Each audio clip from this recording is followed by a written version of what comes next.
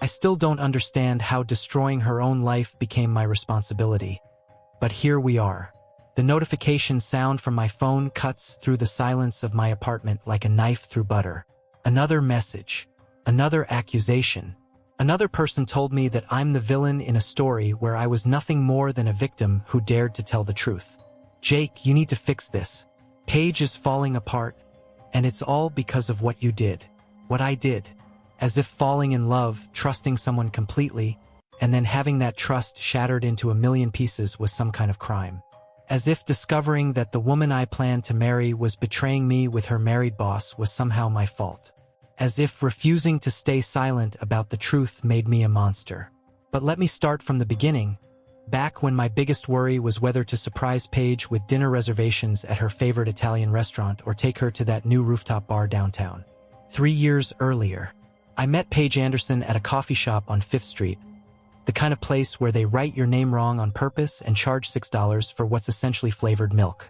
She was sitting by the window, laptop open, fingers flying across the keyboard with the kind of focused intensity that made everyone else in the room fade into background noise. Her auburn hair caught the afternoon sunlight streaming through the glass, creating a golden halo effect that made her look like she'd stepped out of a magazine. When she looked up and caught me staring, instead of being annoyed, she smiled. Not one of those polite, please stop looking at me smiles, but a genuine one that reached her eyes and made my chest feel tight. You know, she said, closing her laptop. Staring is generally considered rude, but you've been doing it with such dedication that I'm almost impressed. I felt heat creep up my neck. Sorry, I was just... You looked so focused. I was wondering if you were writing the next great American novel or plotting world domination. Neither, she laughed, and the sound was like music, just trying to finish a presentation that could make or break my career. No pressure or anything. That conversation led to coffee, which led to dinner, which led to 3 years of what I thought was the kind of love story people write books about. Paige worked in marketing at Morrison & Associates, a mid-sized firm that specialized in corporate consulting. She was ambitious, driven, and had this way of making everyone around her feel like they were part of something important. For 3 years, we were inseparable. We had our own language of inside jokes and shared glances. We could spend entire weekends in bed, talking about everything and nothing. She'd steal my hoodies and leave them smelling like her perfume. I'd surprise her with her favorite Thai food when she worked late. We talked about marriage, kids, buying a house with a big backyard where we could host barbecues for our friends. I worked as a systems analyst for a tech startup, pulling in decent money but nothing spectacular. Paige always said it didn't matter, that love wasn't about bank accounts or job titles. She'd trace patterns on my chest and tell me that she'd rather be broke with me than rich with anyone else. Looking back now, I wonder if she ever meant any of it, or if I was just convenient until something better came along. 8 months ago, everything shifted. Paige got the promotion she'd been working toward for 2 years. Senior marketing director, complete with a corner office.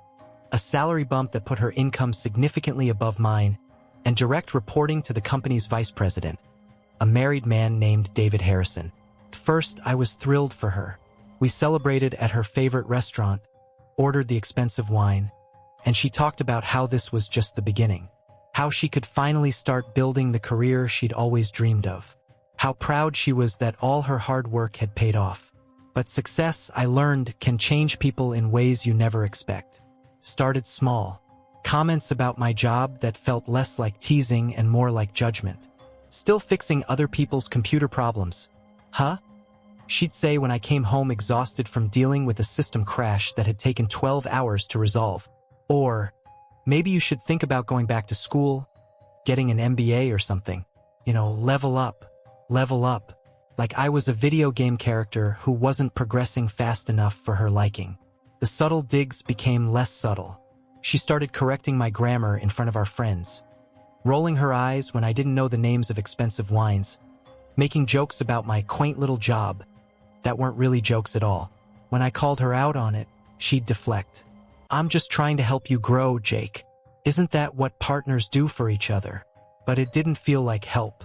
It felt like she was systematically dismantling my self-worth, brick by brick. She started working later, coming home at 9 or 10 at night with stories about important meetings and strategic planning sessions. Weekend work became normal.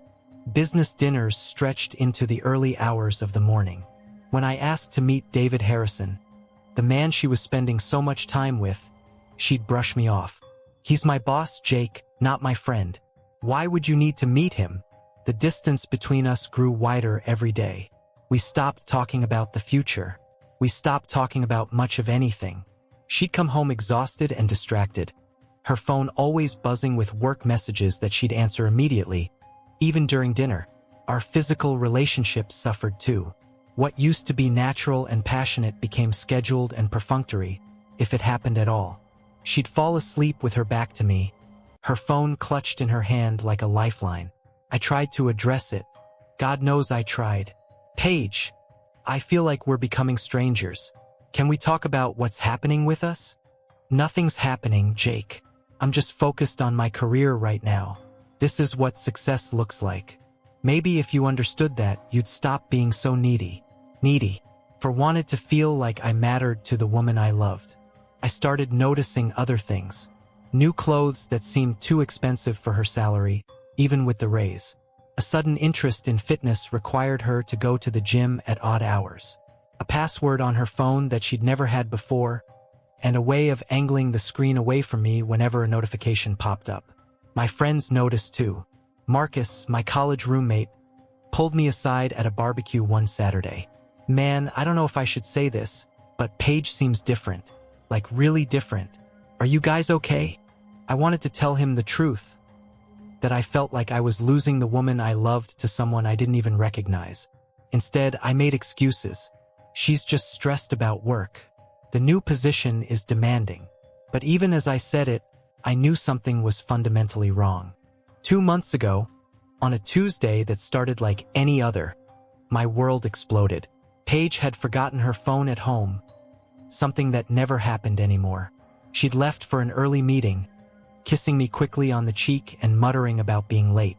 Her phone sat on the kitchen counter, buzzing incessantly with notifications. I ignored it at first. Despite everything that had been happening between us, I respected her privacy. But after the 15th buzz in 10 minutes, I started to worry.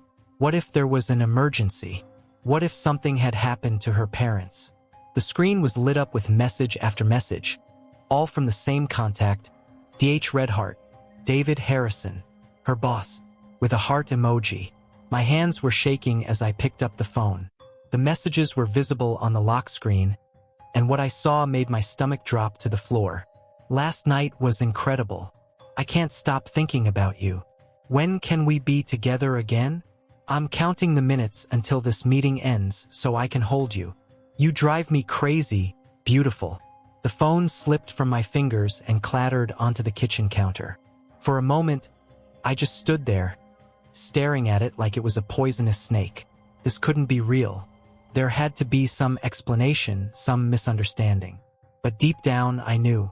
All those late nights, all those business dinners, all those times she'd pulled away when I tried to touch her, it all made sense now. The new clothes, the mysterious fitness routine, the way she guarded her phone like it contained state secrets. Paige was having an affair with her married boss. When she came home that evening, I was sitting at our kitchen table with her phone in front of me. The look on her face when she saw it told me everything I needed to know. "Jake, I can explain." "Explain what?" My voice was surprisingly steady, considering that everything inside me was screaming. "Explain how last night was incredible? Explain how your married boss can't stop thinking about you? Explain how you've been lying to my face for months while you screw around with someone else." She sank into the chair across from me, her face pale. For a moment, she looked like the woman I'd fallen in love with 3 years ago. Vulnerable, human, real. "It wasn't supposed to happen," she whispered. It started as work dinners, and then we talk about business, and then we started talking about other things, and before you knew it, you were sleeping with a married man and treating me like garbage because I wasn't good enough for your new, successful life." Tears were streaming down her face, but I felt nothing. No sympathy, no urge to comfort her, no desire to work through this. Something had died inside me the moment I read those messages, and I knew it was never coming back. "I never wanted to hurt you," she said, "but you did. Every single day for months you hurt me. You made me feel small and worthless and stupid. You made me question everything about myself while you were off playing house with David Harrison." "It's not like that." "What's it like, Paige? Help me understand. Because from where I'm sitting, it looks like you decided I wasn't worth your time anymore. So you found someone who was, and instead of having the decency to break up with me, you decided to torture me slowly while you lived your double life." She had no answer for that. What answer could there be? "I want you out," I said quietly. "Tonight. Take whatever you can carry, and I'll have the rest of your stuff packed by the weekend." "Jake, please. Can't we talk about this? Can't we try to work through it?" The audacity of that question almost made me laugh. Work through it? Paige, you've been cheating on me for months. You've been lying to me, manipulating me, and making me feel like the problem in our relationship while you were off having an affair. There's nothing to work through. We're done. She left that night, and I haven't seen her since. But unfortunately, that wasn't the end of the story. I've always believed in honesty. Maybe that's naive, maybe it's old-fashioned, but when our mutual friends started asking why Paige had suddenly moved out, I told them the truth. Not with malicious intent, not to hurt her, but because I refused to lie to protect someone who had shown me no such consideration. We broke up because she was having an affair with her boss. Simple. Factual. True. I didn't embellish it, didn't add dramatic details, didn't try to make myself look like a saint or her like a villain. I just answered their questions honestly. If they wanted to know why our 3-year relationship had ended so suddenly, they deserved the truth. What I didn't anticipate was how quickly that truth would spread. Marcus told his girlfriend, Sarah. Sarah told her sister, Emma. Emma told her coworker, who happened to know someone at Morrison and Associates. Within a week, the story had traveled through multiple social circles and landed exactly where stories like this always land, in the ears of the people who had the most to lose. 5 days after our breakup, I got a text from a number I didn't recognize. "Is this Jake Morrison? I'm Jennifer Harrison, David's wife. I need to know if it's true that my husband is having an affair with someone named Paige Anderson." I stared at that message for a long time. This woman, David's wife, was asking me to confirm what would probably destroy her marriage. She was asking me to be the one to shatter her world the same way mine had been shattered. But I couldn't lie to her. If someone had known about Paige's affair and kept it from me, I would have wanted them to tell me the truth, no matter how much it hurt. "Yes, it's true. I'm sorry." She didn't respond, and I didn't hear from her again. But apparently, she heard all she needed to hear. What happened next was swift and brutal. Morrison and Associates had a strict policy about relationships between employees, especially those involving supervisory positions. When Jennifer Harrison confronted her husband with evidence of the affair, and when that evidence made its way to the company's HR department, both David and Paige found themselves in very hot water. David was terminated immediately. 30-year career, gone. Marriage probably over. Reputation in the industry destroyed. Paige managed to keep her job, but her promotion was revoked. The corner office went to someone else. The salary increase was reversed. She was essentially demoted back to her previous position, with the bonus of everyone in the company knowing exactly why. I learned all of this through the grapevine, through friends of friends who worked in the same industry. I wasn't gloating or celebrating, honestly. I felt sorry for both of them. Actions have consequences, but watching someone's life implode is never satisfying, even when they brought it on themselves. What I didn't expect was the backlash that came next. Apparently, I was the villain in this story. Paige's parents called me, demanding to know why I had ruined their daughter's life.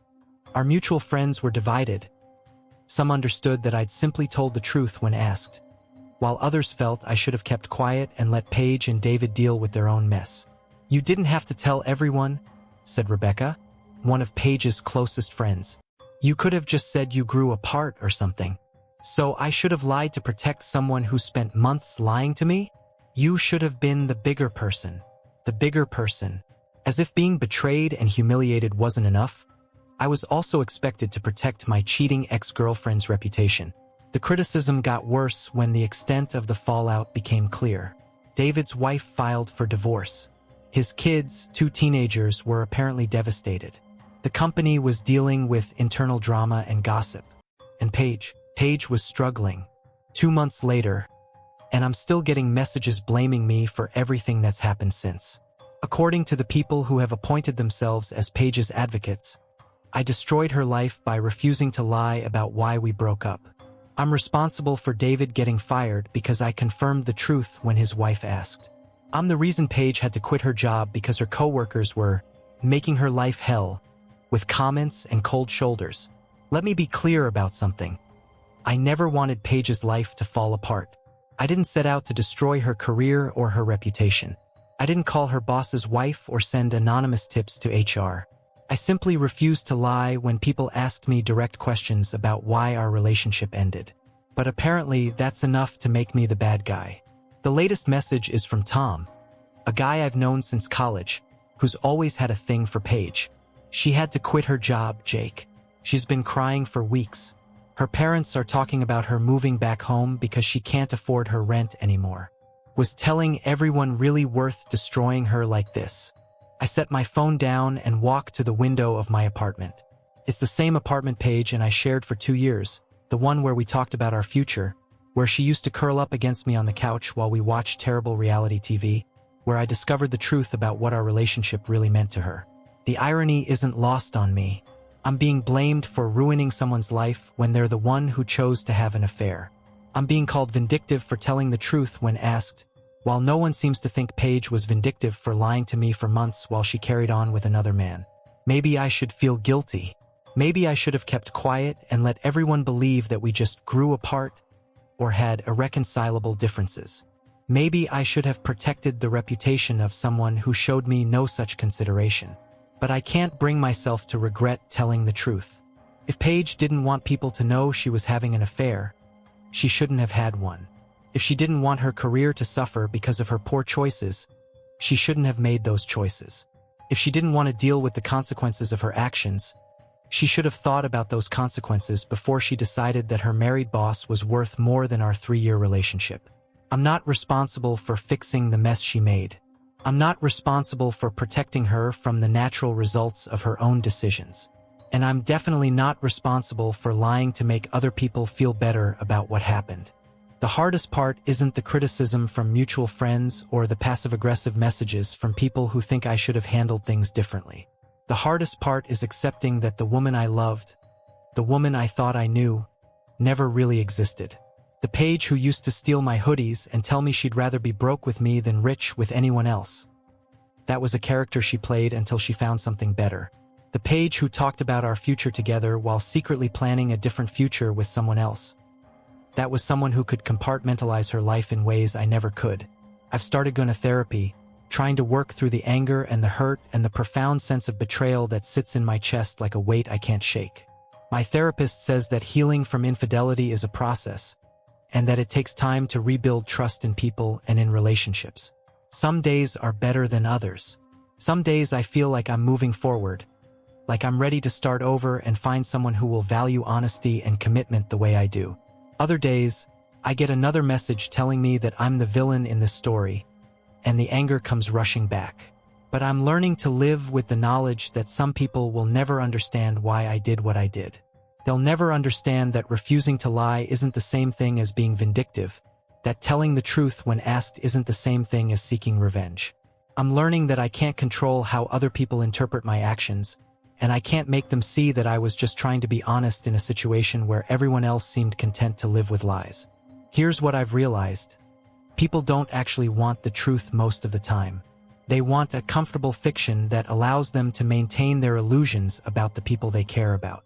They want to believe that good people don't do bad things, that the people they love are incapable of hurting others, that if something bad happens, it must be someone else's fault. The truth is messy and uncomfortable and forces people to confront realities they'd rather ignore. It's easier to blame the messenger than to accept that the message might be accurate.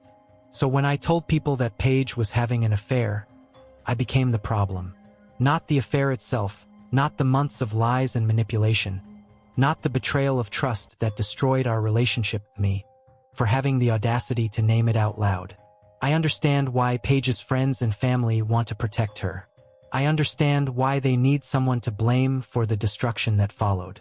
It's human nature to want to shield the people we love from the consequences of their actions, to find external reasons for their pain. But understanding their motivations doesn't make them right. Paige made a choice. Actually, she made hundreds of choices over the course of months.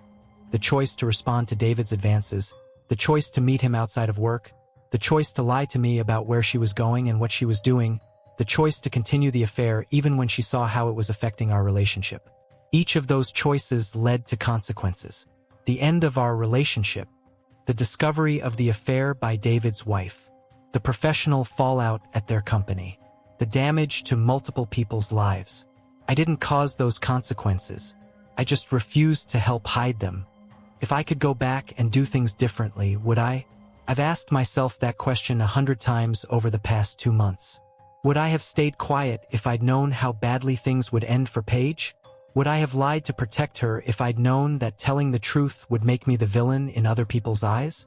The answer is no. Not because I wanted to hurt her, not because I was seeking revenge, but because I believe that truth matters. I believe that people deserve to know when they're being lied to. I believe that actions should have consequences, even when those consequences are painful. David's wife deserved to know that her husband was cheating on her. The company deserved to know that 2 of its employees were violating policy and potentially creating legal liabilities. Our friends deserved to know why our relationship ended instead of being fed some sanitized version that protected Paige's reputation at the expense of the truth. None of that makes me happy. None of it feels like a victory, but it feels like the right thing to do even when doing the right thing comes with a cost. So here I am, 2 months later, still being blamed for someone else's choices, still being told that I should have handled things differently, still being cast as the villain in a story where I was nothing more than a victim who refused to stay silent. I'm learning to be okay with that.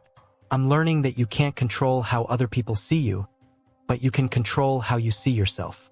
I'm learning that being true to your values sometimes means accepting that others will misunderstand your motivations. I'm learning that healing from betrayal takes time, and that it's okay to feel angry and hurt and confused while you work through it. Most importantly, I'm learning that the right person, the person who's meant to be in my life, will value honesty over comfort, truth over convenient fiction, and integrity over reputation management. Paige wasn't that person. I know that now, but someday, I'll find someone who is, and when I do, this whole painful experience will make sense. It will have been worth it to learn who I really am and what I really value, to understand the difference between love and convenience, between a partner and someone who's just along for the ride until something better comes along. Until then, I'm going to keep telling the truth, even when it's uncomfortable, even when it makes me unpopular, even when it forces people to confront realities they'd rather ignore. Because in a world full of convenient lies and comfortable fictions, someone has to be willing to say what actually happened. Even if someone gets blamed for everything that happens next. I still don't understand how all of this mess is my fault, but I'm finally okay with not understanding it. The truth is rarely pure and never simple, but it's always worth telling, even when nobody wants to hear it. Thank you for listening to this story. Please like and subscribe to this channel. See you in the next story.